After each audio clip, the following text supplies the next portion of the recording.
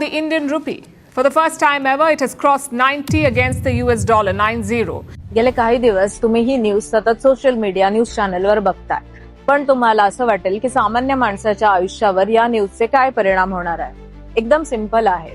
रुपया घसरला म्हणजे तुमच्या डेलीच्या यूजच्या सगळ्या गोष्टी महाग होतात. अगदी तेलापासून, भाजीपासून, गॅजेट्स ते तुमच्या फॉरेन ट्रिप पर्यंत सगळ्या गोष्टी महाग होतात. कारण भारत अनेक गोष्टी इम्पोर्ट करतो, जसं की पेट्रोल, डिझेल, इलेक्ट्रॉनिक्स. सो या सगळ्यांच्या किमती वाढत जातात. पेट्रोल महाग झालं म्हणजे तुमचं ट्रान्सपोर्टेशन वाढतं. ट्रान्सपोर्टेशन महाग झालं की तुमच्या भाजीपाल्यापासून सगळ्या गोष्टी आपोआप महाग होत जातात. सो थोडक्यात मंथ एंडला जर तुम्ही बसला तर तुमचा पगार तेवढाच राहिलेला असतो, पण तुमची बचत काहीच झालेली नसते. इनफॅक्ट तुमचे खर्च वाढलेले असतात.